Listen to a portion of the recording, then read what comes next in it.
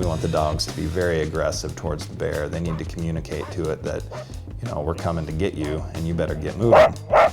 I believe that humans and dogs and bears have had this relationship for a long time. Girl.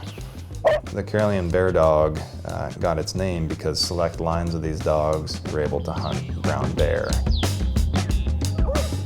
The way we train them is as hunting dogs, to find the bear, to push it. We'll refer to it as hunting because that's how the dogs think about it.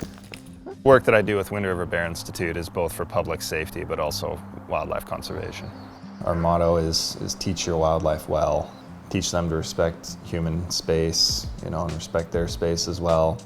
And in that way, be able to coexist with these animals without having to kill them, remove them, and just have another one move in and do the exact same thing all over again. The way the technique works here in a community like Girdwood, I wake up in the morning early and do patrols with the dogs in the back of the truck, and they're sniffing out of the back of the truck and barking when they sniff bear scent, and so we call that strike dog work. Soledad and Mardy both have that kind of rapid barking they do. They're like, rah, rah, rah, rah, rah, rah, rah, rah. That's like bears here right now. Yeah. We can get out in the ground and work them on leash, and thereby we don't need to use other more invasive techniques like collaring the bear, trapping it, putting a collar on it. But beyond that, we're doing site assessments, so looking at sites, helping get attractants secure. Good girl, yeah. It's not uncommon that we don't see the bears. That's the great thing about using the dogs, is that they can smell the bears and bark. And so by doing passes with them in the truck, we can develop a map of roughly where the bears are. Karelian Bear Dog is the best dog for this job for a number of different reasons. For one, they're brown bear hunting dogs. The other reason is that they work alone or in pairs, so you don't need a big pack of these dogs to do the job. And another reason is that they have a good temperament with people. That's a huge part of the work, is talking to people, visiting with kids and talking about bear safety and bear awareness.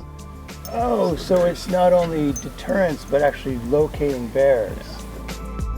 Girdwood specifically needs this service because you have a lot of bears. We also have people and tourism, people coming in and out of the community who may or may not be aware of the fact that there are so many bears. I grew up in Fairbanks, Alaska.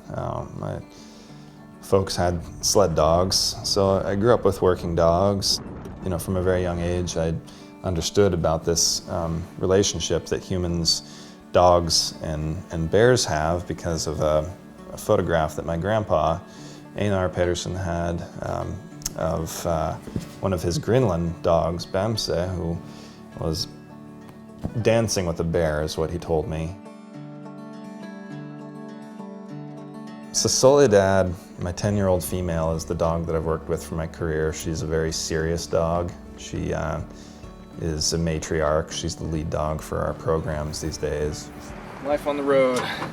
So then I have my 7-year-old male, Rio, and I got Rio from Finland when he was 3. Then we have Mardy, who is the daughter of Soledad and Rio. She's 3 years old, female. Hopefully the future of our programs. In Alaska, I think people do have a special relationship with dogs. We'll talk about them as tools for wildlife management. The truth is they're our family members. Yeah, good boy.